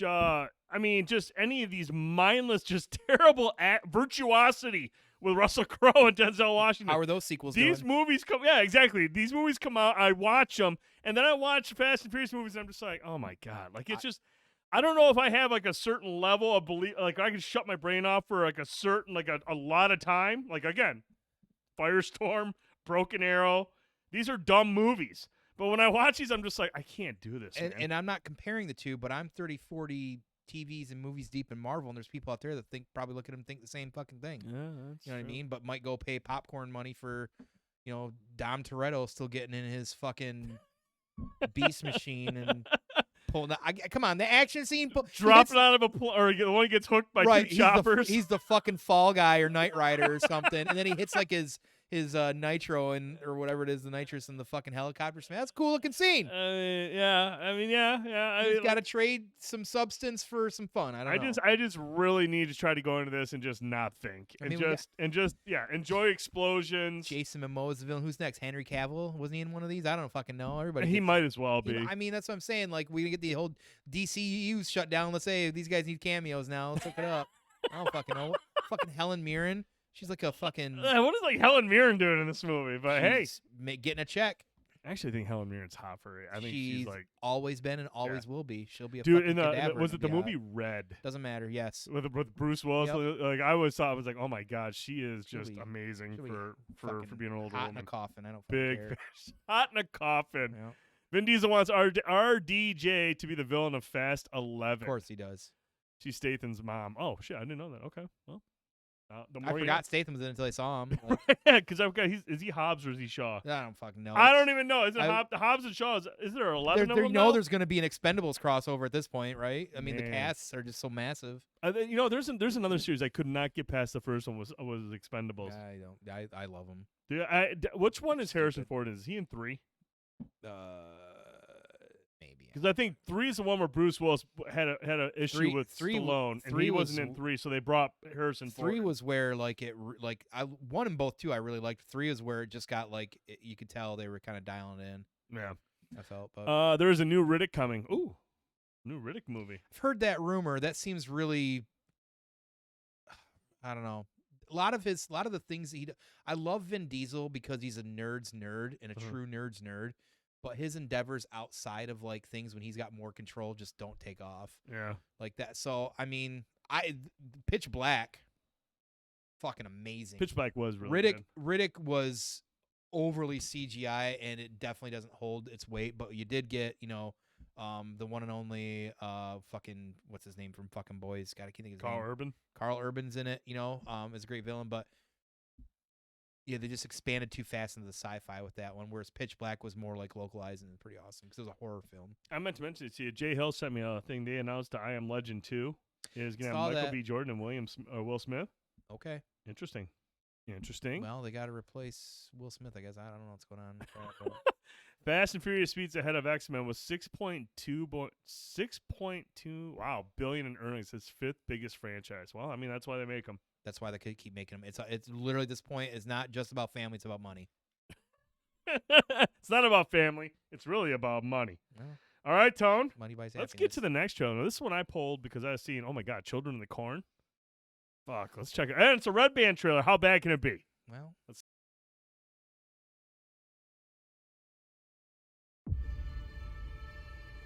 prepare to witness the horrific rise of the next generation of evil.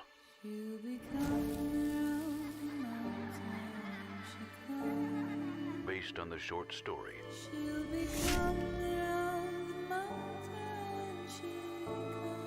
by Stephen King, comes the nightmare like you've never seen it before.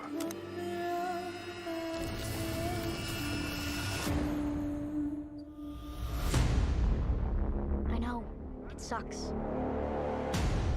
It's so hard sometimes you can hardly breathe.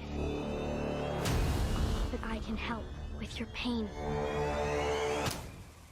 Brace yourself. He who walks, he talked to me. He took care of me. So now I'm going to take care of him.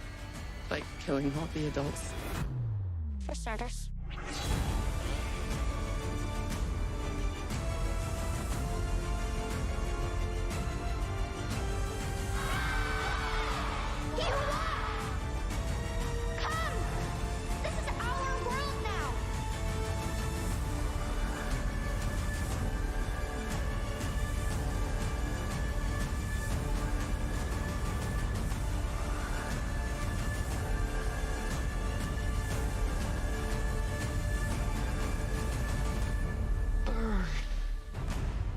children of the corn.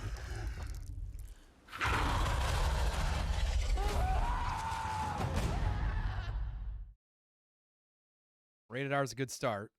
It's a good start, but even for a Red Band trailer, I felt like they probably held some punches back. I mean, usually a Red Band trailer, that's like the one opportunity to really fucking, really hit you hard with it. Yeah. I could legit take all these kids in a fight. I don't know, man. Like, I have low expectations. Like, Children of the Corn series, like, Linda Hamilton was in the first one back in '84.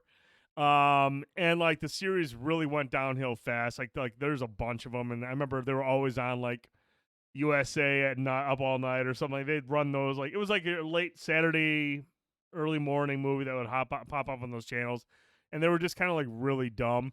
Yeah, I don't know, man. I just I don't know about this one, dude. And here's the alarming thing. Okay, I did a little research on this. This fucking movie was made in 2020. And sat on a shelf for 3 years. And now they're bringing it out. They made this 3 years ago, and it sat on a shelf. And so now here it is, coming out on March 3rd in theaters, and then it'll be available on VOD and whatever, like Shudder on the 21st. Like, I don't know. It stars a bunch of kids I've never seen before, and the guy who drives the train in the first Mission Impossible.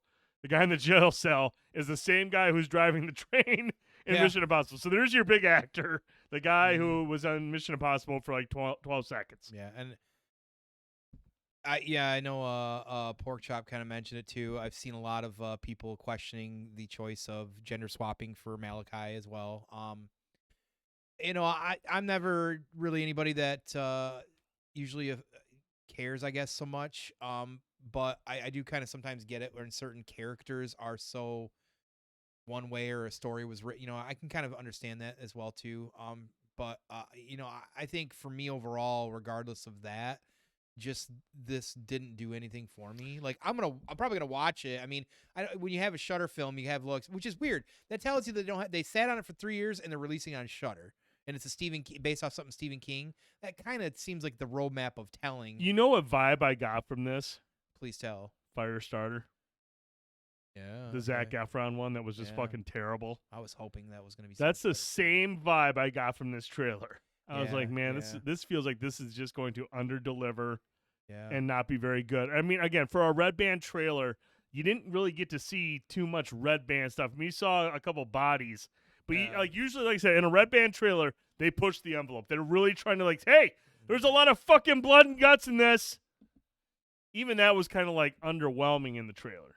And you have no big actors in it, no big names, and it sat on a shelf for 3 years. I'm going in with the lowest expectations. Right. And I'm not even going into theater to see this. I will watch this on Shudder. Well, I feel like nowadays, too, like kid actors, like, you're seeing the kids from Stranger Things, which they're clearly too old for this, and that was 3 years ago. But, like, you have a pool of talent you can pull from that people can recognize that can probably hold their own even at that age.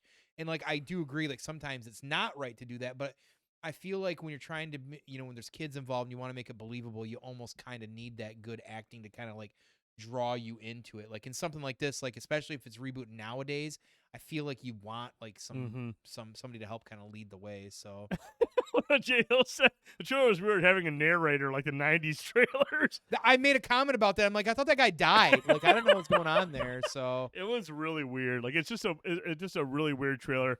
Pork Chest says, after you review the Firestarter remake, I never watched it. I'll stick to the 80s. It's a wise choice. A wise choice, yeah. You're saving yourself 80, 90 minutes of just, like, really bad just everything. Everything was like, bad. I was like, why is Zac Efron in this movie, dude?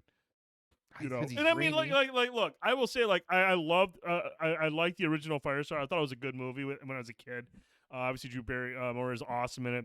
And not Keith David, but David Keith is good as her dad. But even then, you go back and watch Firestarter, you're like, it just didn't age typically well. There's a lot of like questionable acting outside of like the main actors, but like even by those standards, like the new one is just really bad. Like it's just like this movie fucking sucks. Yeah. So was not a fan of that. Yeah. No. This will be on the same level as I think you're right, dude. Fun game to play is watching trailers from 97, 2001, trying to guess that they will have a narrator. A lot of in a world turned upside down. Yeah, that one guy, the one guy that always did it, and he had a voice for everything. He had a voice for rom-coms, comedies, horror, drama. It's unfortunate the Micro Machine guy died. He should do all that stuff. He should. I think you're right. Great. I think you're right, dude. Micro Machine guy. All right, enough with the shitty trailers. Now, look, I know you're a huge Ezra Miller fan, and you've been everyone's been kind of wondering how the Flash is going to turn out. I think you and I would agree this actually turned out to be a pretty good trailer. Yeah, not because so much of Ezra Miller, but some of the choices that we've not. seen. No, there's a pretty big reason why I care about this trailer, but it looks good. But remember, a lot of DC movie trailers do typically kind of look good. Yeah, they put all the best scenes in the trailer. Black That's why. Adam happened. All right, let's check out the trailer for the Flash. Tell me something. You can go anywhere. Another timeline. Another universe. So why do you want to stay and fight to save this one? Because this is the world where my mom lives. I'm not gonna lose her again.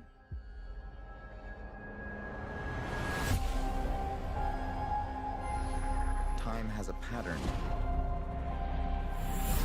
that it can't help reliving.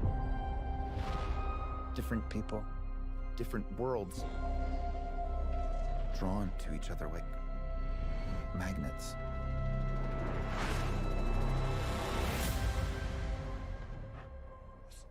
It's my face. You stole my face. If you were to go into the past, you have no idea what the consequences can be. Bruce, I could fix things. You could also destroy everything. This can't be happening. I completely broke the universe. Zod, we've been waiting for you. I created a world with no metahumans. And now there's no one to defend us. Want some help?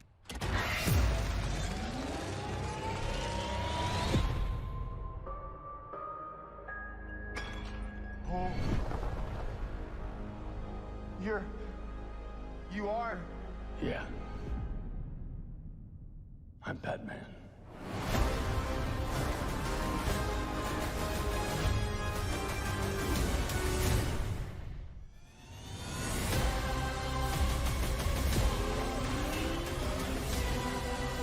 If I can't undo what I did, if I can't get back, there might not be a future.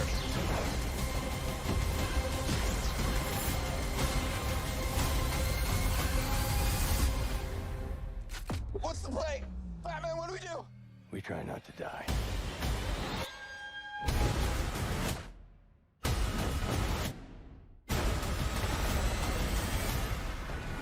It's not Clark. My name is Kara. I'm Barry. We're Barry.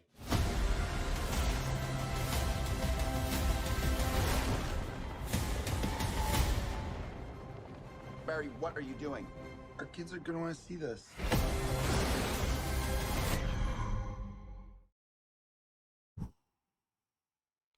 When you first hear that jingle, just the piano of the theme song, hard nips, dude. These things can cut glass right now. When he pauses, he's got the look, and you can see once again. It's like, I gotta say it again. You see the near perfectness of what a Batman kind of looks like in that cape and cowl, and he goes, "I'm Batman." I'm like, God damn it! He's like, God damn it! Yeah, I'm Batman. Batman. Listen, Batman '89 for everything, in the sequel as well too. I just absolutely like so much fond memory, and watched it over 1,000 times and over, and still watch it, and it's still good. And you had Prince do the entire soundtrack, which is awesome. Listen, I never really cared about the Flash, honestly, until the WB show. Grant Gustin plays a fantastic Barry and a fantastic Flash. I never really just cared about the character. He made me care about the Flash. I don't like Ezra Miller. I don't like what he's had so far from the material. He's been overly annoying, and the levity's been sticking. This looks a little bit more grounded, oddly, even though it looks a little bit more fantastical, clearly, because you're dealing with Speed Force stuff and Flash stuff. But honestly, God, I hate to say this, it looks good. It looks good, but the problem is we get hoodwinked all the time with DC movies. So is it really good? I got a feeling because of the money and because they did it this, there's a reason why. I know Gunn is using this as kind of like they're almost their Doctor Strange or something like that. They're using this to kind of like open up the next chapter here. So this is kind of like their point to do that, because in a sense he's opening up different like dimensions, timelines, or all that other stuff. So it makes sense. You know, I'm excited about this film, probably for maybe the wrong reasons or maybe the right reasons. I don't know, but it's definitely for Keaton being back in the Cape and Cowl. Keaton is one of the most all-time amazing man. If you've never seen the movie Birdman and you don't or don't, I'm a huge fan of Bird. You didn't like Birdman? No, I was moving so you guys could see it. Oh, I was gonna say because Birdman's incredible. Birdman's an incredible film. The man is an incredible actor. I'm just excited to see him do this once again because this is it's my childhood. So. Yeah. But we'll see, right? I mean, and yeah, the Flashpoint, it's an amazing, incredible story. So let's hopefully hope that they really do a good job of it. So see the bummer for me here, man, is like I can already tell. I think Ezra Miller is probably a very talented actor. Like he's probably super talented. I think he is a talented actor when given the right material. And even I know he can be annoying at times, but he does have the timing, and I think he has the ability. It's just his off-screen bullshit has just been such a fucking disaster. And it's really hard. I mean, that does affect the way you see a person on the big screen. It does affect the way whether you can relate to his character or not. He can be a great actor and have great material, but he just has that negative stigma around him. Well, for me, prior to all that shit, though, I did not like him cast as sure, Flash that's fair. anyways, because I was used to Grant Gustin, who does an amazing fucking job. And I still think Grant Gustin would act in this role better than him. That being said, I see glimpses of that in this trailer where there's less levity and more seriousness and things going on in there. I just don't feel like he lands the fun stuff as well. That's fine. That's fair. But again, I feel like the seriousness of this movie and some of the stuff I see him in, I feel like because he has to be serious, I felt like it connected a little bit more than something like maybe BVS. So we'll see. But like you said, man, going back to like you might see Michael Keaton and you hear the music play when he's jumping down and the theme kicks in. You're just like, man, I hope to God they didn't fuck this up. I hope they did this right. I really do. And like you said, man, when Ezra was going through all those issues, I mean, there was a lot of talk going, is Warner Brothers are they gonna pan this film? I mean, they trashed the fucking Batgirl. They were seriously, like, there was a lot of discussions that they were going to just trash this film and be done with it, wash their hands of it. But they're obviously not going to do it. They probably put a lot of money into it. Yeah. But like you said, though, James Gunn, he's kind of using this as kind of like a catapult to his universe. So obviously he understands that there's something valuable here, something for him to use. Well, you got Keaton. You don't want to trash it. Yeah, and you're not. And I don't think Keaton, unless Warner Brothers just came with a check of just a ridiculous amount to say, hey, do you want to be Batman again? Because we all know he wasn't super fond of Batman after doing Batman a couple days. He's like, I want to do something else. So Warner Brothers showed up with just a shit ton of money and said, hey, you want to do this? But he must have saw something in the story. The guy understands, like, look, Michael Keaton hit a patch where he was picking kind of bad movies, and his career almost ended. So he's smarter now. He's an older actor. He's seen the highs, and he's been down in the lows. And he's not going to just go out and pick shitty movies anymore. I mean, yeah, sure, money will change everyone's opinion, but I really think that this has potential. I really hope this is good and meets the expectations that I got from this trailer, because I thought this trailer was fucking dope. Yeah. I thought it was a sweet-ass trailer. Yeah. You got Batfleck in there again. You got Michael Keaton in there. It's going to be really interesting to see how this plays out. This drops on June 16th. We'll definitely be going to check it out.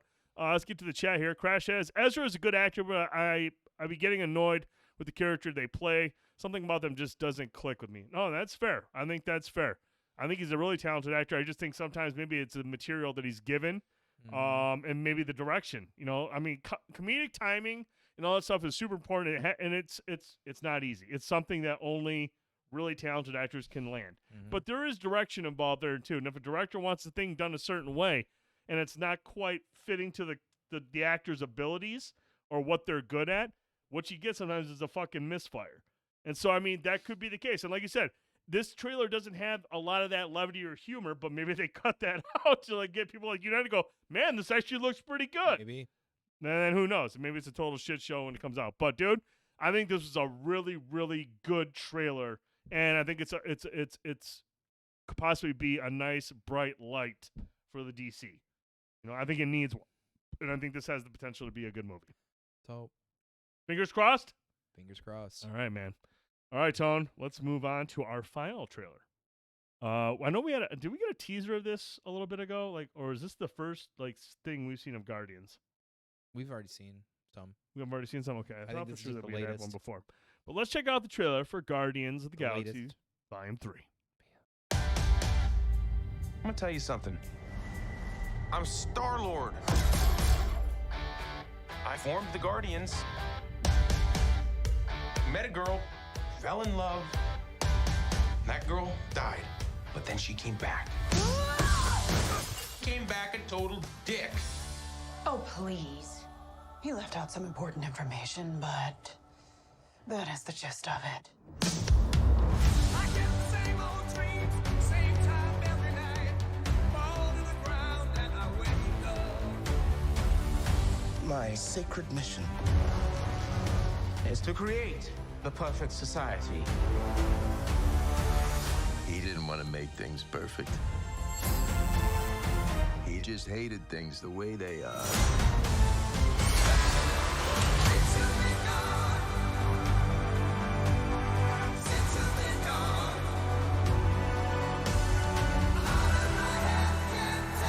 I want you all to know that I'm grateful to fight beside my friends. Incinerate them.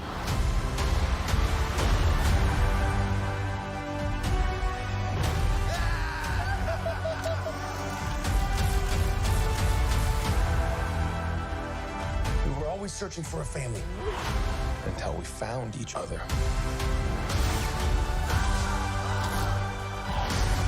Are you ready for one last ride?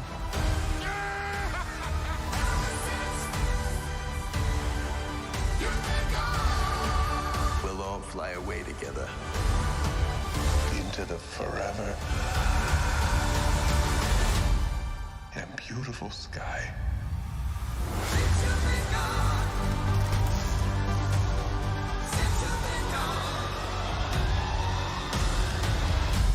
Whoever it was that you were in love with, it sounds more like her. Her? That's ridiculous. Do not bring me into this.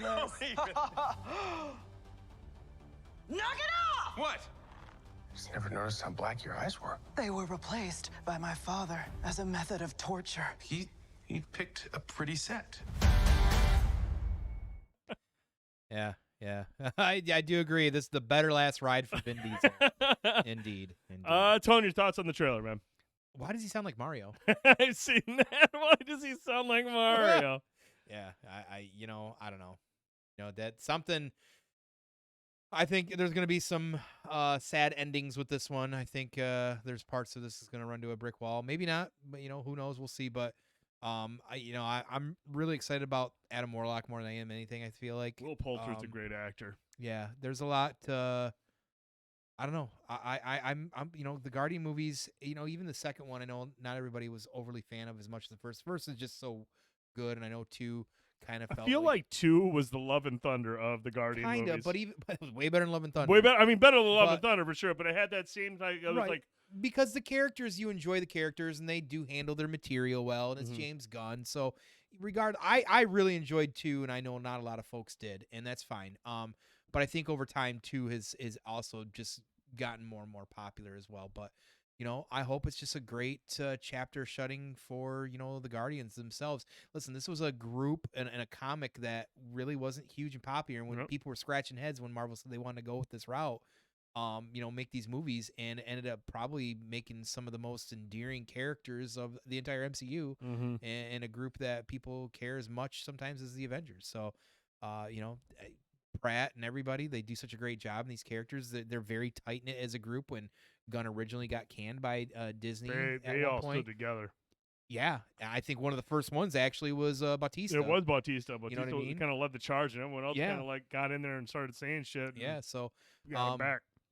I'm excited. So, like I said, I'm really curious on what they're doing with Adam Warlock, and let's go. This will probably be the last bit of involvement by James Gunn for the foreseeable future. I think this is it. This is it. So it'll be a farewell. I like the Guardians movies. You know, even the second one I didn't have an issue with, even though I did feel like it was kind of a step back from the first one. Anytime you have Kurt Russell in a movie, I'm like, all right, cool, man. I'm on board for that. Yeah. No, it's I thought this was a really cool trailer. I love how they always find a way to use music as It's James. Yeah, they just have a great way of doing that. And yeah, I imagine there's going to be some tears shed. You know, whether or not someone gets pieced out, I don't know. But this is going to be, you know, hopefully it's a proper send off because, like you said, I feel like this was a huge risk for the MCU when they kind of leaned into this and decided to go with this. And I feel like it's one of the best decisions they made in terms of the groups. I mean, you looked at what happened with the Eternals and some of these other ones, but like this one was a pretty big risk and it paid dividends. And then they became an intricate part of the Thanos storyline. And you know it's going to be sad to see them kind of like phasing out of the MCU, but yeah, and because pretty cool. Because how well the movies did, yeah, they actually got a video game. You wouldn't have probably heard that like 10 years ago, dude. Yeah, I mean, for them to get somebody and deliver a good game at that, I mean, it speaks volumes about, you know, the quality of the characters and how popular they are with fans of the MCU. So. No, that's cool, man. I thought it was a decent trailer. I thought it was a good trailer, and I'll be excited to check this out when it drops on May 5th. All right, Tone, we are on to our final topic. We got to do a little bit of a preview. We got to talk a little bit about Marvel. Yeah. Tomorrow night, you and I will be going with Koi's Comics to go check out Ant-Man and the Wasp: Quantumania. The official kickoff of Phase 5, what we're told, the introduction to the big bad, the guy we've been waiting to see. Well, the full introduction. But so like this, there's been a lot of hype behind this. There's been a lot of hype building up to this. You know, we and you know, I wasn't sure what to expect the reviews, but I expected it to do pretty good. You know, I mean, for the most part. Critics have been dick riding the MCU. They love MCU movies. There's only been one movie that didn't review terribly well, and that was Eternals. And we're one of the rarities that actually kind of liked it. And, you know, well, you know, how bad could this be? Well, I mean, it's not great. This is a bizarre thing. Now, look, I understand we don't like listen to critics. I respect some critics. I think some critics have some valid critiques of movies. But this is kind of weird. I mean, you know, if had this been in the 60s or 70s, I would have been like, okay, that's, you know, whatever. I mean, Ant-Man is Ant-Man. It's a lot more levity than what you see in some of the other ones. Correct. But like in the 50s, that's really low. You know, that's really low. And I was trying to like stay away from the reviews because obviously spoilers.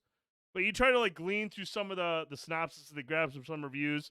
You know, character development is an issue. Overuse of CGI is an issue.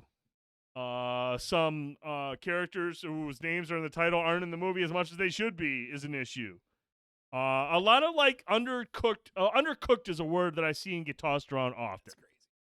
Undercooked is the word that I seen go around often when looking at these reviews. Like dippy eggs and snotty eggs that are gross. Like, they got the runny eggs. Yeah, gross. Quantumania is being lower than Love and Thunder is insane to me. Actually, yeah, that's Love and Thunder is, I think, I don't understand that. That's why I say like critics like dick ride the MCU. When Love and Thunder can have like a high, like Rotten score, it's just like, huh, what? Yeah, what? How is that possible? So I mean, like obviously, I'm still going into this hype. I know what to expect from MCU movies. I have an understanding of what I'm getting into, and I love them. You know, I've been invested in this. You know, and if it sucks, it sucks. You know, and I'll tell you it sucks. But it's just weird because, like I said, these movies typically review very, very well. Mm-hmm. They're received very, very well. Like I said, Eternals is the only one that's ever gotten a rotten score from Rotten Tomatoes. For this to be down in the 50s, lower 50s, close to the 40s, that's really weird, man. And it's even more weird because this is a pretty big entry in the MCU in terms of like the hype building and the implications it's going to have going forward with this new, like with this phase. Mm-hmm. So, I mean, the one thing I didn't want to hear is undercooked, underdeveloped characters, underdeveloped story. You know, and the one thing I did like to hear was everyone praised Jonathan Majors, amazing as Kang. So cool, we got a bona fide villain. Mm-hmm. You know, and we all knew that from Loki. We saw a more subtle side of Kang. We're going to see the more vicious, ruthless side of him in this movie, based on the trailers. But man, for this to like have that type of like stigma going around it, that's really weird, man. I don't want an undercooked story and what is supposed to be the big kickoff of Phase 5. Yeah, it's a mix of everything you're seeing.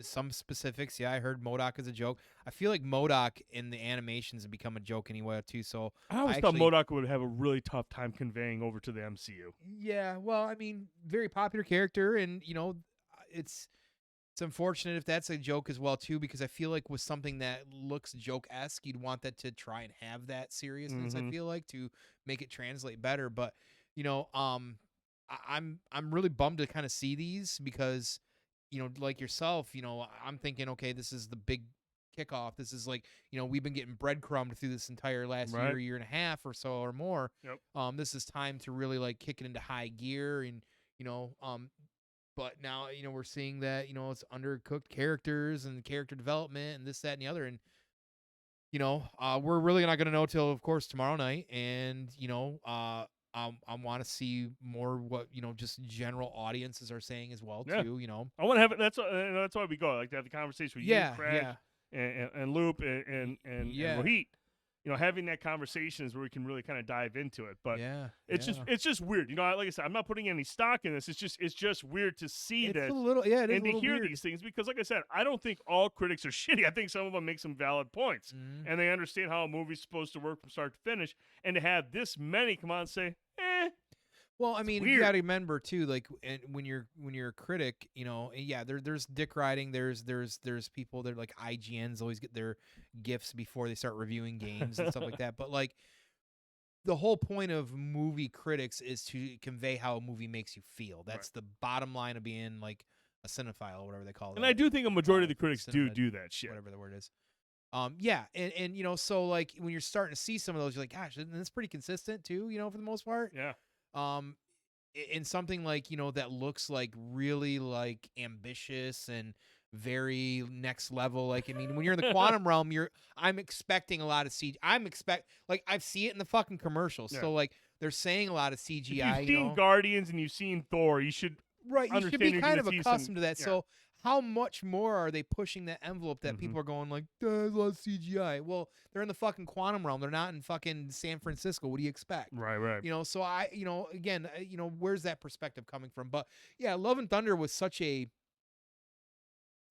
waste of Christian Bale for one, and a completely watered down villain when you've got somebody who should be a major like side villain or whatever, you know, compared to, I guess, Kang in some way, or even really not, because he's a huge entity even in the comics. And you know, it's just like a bunch of, you know, jokes even more than Ragnarok. This is another one similar to Thor that has just kind of been more about that levity. You got somebody like, you know, Scott Lang, who's played by Paul Rudd, that's what he's known for. Yeah. But it's fun and funny, you know what I mean? The last two movies have been enjoyable. So it's really puzzling to hear all these things because I just did not expect that. You know, so I guess again we'll know tomorrow. I hope that it's more than that, but I got a feeling right now, like, you know, our powwow after you, me, Crash, Rohit, and Prime, you know, it's probably going to be a bit of a mixed conversation. And who knows? We could walk out of there and go like, well, we're a little puzzled with that. We might have enjoyed it because a lot of these critics come on and be like, that was fucking amazing. Right, you know, it's just right. weird. Well, the critics seem to like Love and Thunder overall, which is weird to me, but fucking hey, completely weird. It was a shitty fucking story. Yeah. Like there were some good elements in it, but like as far as villain and like, you know, any emergency feeling in the movie, there was zero to it. So you know, this is like your first chance to see Kang, you know, creating chaos or kicking it off. Let's see.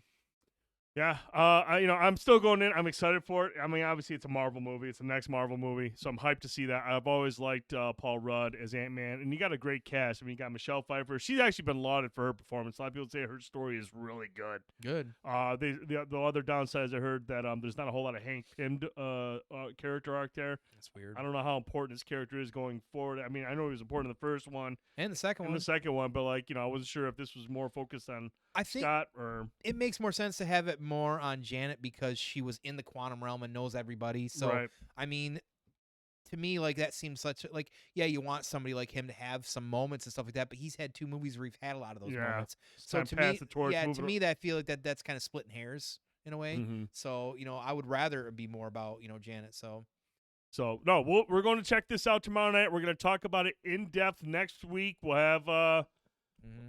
Should we tell people now, or should we? I mean, we might as well at this point. Might as well. But, I mean, Tone. Yeah. We're gonna sit down next week. We're gonna sit down next week here. Yep, we're gonna be right here, like normal. There's gonna be a chair here. There'll be a chair here. There's gonna be a big personality here. A big. Not as good looking as me, but there's gonna be a fun, energetic personality right here that'll complement my looks and your humor. Yeah, we gotta get him like a book to sit on because he's so short. Be right here. Oh man, I'm gonna play this back as a clip for him next week. He's just a little guy. I don't give a shit. I'll drop elbows on that fool all day. Oh my gosh, Tone, who are you talking about? Who's gonna be here next week? ROHIT RAJU, the one and only, the sexy, most awesome X Division champ of all time, the Flex Division champ, the former, will be here hanging out with us as well too. We're going to, of course, the big centerpiece will be our conversation about what we thought of Quantumania. Maybe we get some call-ins that night as well too. Discord will be open. We'll have some call-ins for that for sure. Call-ins for that as well. So he will be here talking about that, and I think we're kind of planning on talking about a little bit. There's been some interesting comments that has been going on to MCU this week. Things that Kevin Feige has said as well too. I wonder if that was prelude to coming into this movie and some of the reviews. Yep. I don't know, but we'll get Crash's thoughts hopefully on that as well too. But Kevin's been saying that they realize that they need to kind of look at the scope of Marvel MCU and their releases, including D+ a little bit differently. So we'll kind of dive into that. I think that's going to be a really big topic to talk about as well too. And we're also going to check in on mid-season Last of Us because get Rohit's thoughts on that as well. Yeah, as far as what we've seen so far in that series, which has been aces, which has been pretty aces, and he's definitely very critical of Last of Us and parts of Last of Us. We haven't talked about what he thought of the season so far, so it could be a complete surprise for us. We're gonna jump into the fire feed first. Right. And anything that he's got that's out there that he wants to, torch, burn down, and start a fist fight over, he's gonna have that platform next week. So we're gonna have a good time. We're always excited to have the one, the only Mocha Skin Manimal hanging out with us on Banter Babble. So should be an awesome show. We'll also be talking about we're gonna go check out Winnie the Pooh. Yes, we're gonna try and get a viewing into that. But the other movie we're gonna review is called Infinity Pool, and it's available now on digital. It's been in theaters for a little bit. There's been a lot of buzz behind Infinity Pool. It stars Mia Goth and not Bill Skarsgård, his brother. His first name Lars? escapes me. What is it? Is it Lars? No. I can't remember. Eric? No, the guy who was in There's 75 of them. I know there's a lot of fucking Skarsgårds. He was in Godzilla. He was in Godzilla vs. Kong. Yeah, it's Eric. No. You know who I'm talking about. Yeah. God damn it. Skarsgård and Mia Goth. I think reviewers are Alexander Skarsgård. Thank you, Crash. I think reviews are based off just being burned out of the movies. I don't think they're bad, but how can they even give us anything new anymore that will amaze us? I mean that's a fair perspective. I feel like at this point you got to go with story arcs and shock people with that. So, you got to come up with kind of like newer ideas because at some point you're going to start figuring things out. Well, and Rohit is pretty critical about levity when it comes to the MCU, and like I said, I think next week's going to be a pretty good topic depending on how we walk out tomorrow and just generally anyways. And as somebody who, listen, again, like people are still buying into Fast and the Furious movies and they're not getting, they're not winning awards for their storytelling. Marvel and the MCU has a lot of stories they can pull from, but like at some point, when does the fatigue kick in? And maybe we're finally seeing the true fatigue of it because well, that'll be more topics for next week as well too. But point is that that's a fair perspective, Cuddles. And I think any of the critiques or the thought processes on the MCU right now is a fair perspective because at some point these are just not going to feel the same. It's kind of like TV shows, man. At some point, you're just like, do you need these many seasons? Yeah. At what point do you close it off? At what point do you say, but much like Fast and the Furious, if it keeps printing money, they'll fucking run it into the ground. Yeah, and I don't think the MCU is not going to. I think forever we're going to keep seeing them because they have 100 years worth of content to pull from. Right. Just as different story arcs. But, at some point, do they want to start pulling them in and start being more like a Scorsese film and being a little bit more serious and really tackle more adult themes? I think sometimes that their PG-13 and their casualness and the levity probably hurts them in some ways as well, too. We did find out this week, at the very least, Deadpool is for sure, by Kevin Feige's own mouth, once again, is rated R. That's good news as well, too. So that's really good. I'm not fatigued either, Jay Hill, but I can understand that people are. Not everything's going to be a win. Listen, sometimes even a bad Marvel film might be better than some other shit that I probably watch, and chances are that usually happens. But at the same time, you got to look at the whole playing field, I feel, as well, too. And you got to, I guess the point is I'm trying to understand where everybody else is coming from, and I feel like I kind of get it, to a degree. So make sure, if you guys and girls check out Ant-Man this weekend, we'll be talking about it next week. We'll have the Discord open. We'll take some calls. We're going to have ROHIT here. We'll talk about The Last of Us, the halfway point of that. A lot of MCU stuff. We'll talk about Infinity Pool and possibly Winnie the Pooh. Blood and Honey. Blood and Honey. I know Zach in the chat said don't. He said don't go see it because he went and saw it tonight. Well, we're still gonna, being our content is reviewing things. That's basically I gotta have to punish myself, Zach. Have to do. So that's perfect. If I can handle Santa Shark, I can probably handle Blood and Honey. Well, hey, they're starting to build a universe, so you got to be there for the first one. If they're building out and making a universe, you got to be there for the first one, the ground level. There you go. So, those are our plans for next week. Friday night, I'll be streaming Call of Duty. I want to get into the Season 2, get into the Battle Pass, start working through that. So if you have Call of Duty on PC, PlayStation, or Xbox, and you want to squad up, let me know. Get in our Discord. Give us a let me know. And, yeah, man, I'm going to drink. I'm going to get drunk and play Call of Duty on Friday night. So that's the plan. Sweet. A loud, obnoxious rage fest. Nope. Yep. I'll be in Lansing. You're going to be gone. So I'm going to be unleashed all weekend. I have nobody around me. So I got the in-laws in. Boo, no games for Cuddles is out. I'm going to go solo. Fuck it. I'm going solo. I'm going to get drunk by myself and play Call of Duty Friday night. And then next Wednesday, 9 p.m. Eastern, right here on Twitch, we'll be back with the one, the only, ROHIT RAJU, and we're going to have a lot of stuff to talk about. And just a reminder, now we're coming up on Comic-Con. Next week's show will probably be the last show on a Wednesday night for like 2 weeks, because the week after, we're not going to have a show on Wednesday in preparation for Comic-Con on Saturday and Sunday. And then the following week, we'll have a community night, because I think you're out of town. You got a concert on that Wednesday. He's got a concert, so he's not going to be there the second week of March or whatever it is after that. I think the March 9th or 10th. So that's the plan going forward. We'll have a show next week. The following week, there won't be a show. Might do a community night, but we got to get prepped for Comic-Con. After Comic-Con, we'll have a community night, and then we'll be back on track with the usual schedule. So that is the plan. Horror Hound, I'm not invited. You were invited. Stop being a piece of shit. Hey, Crash can be the co-host, man. We'll just sit here and just get drunk. I think you should bring Melissa down. Oh my God. Anyways, for Fanboytone, I'm the Dude79. Thank you so much for watching Banter and Babble. We'll see you Friday night. If not, we will see you next Wednesday, 9 p.m. Have a good weekend, everybody.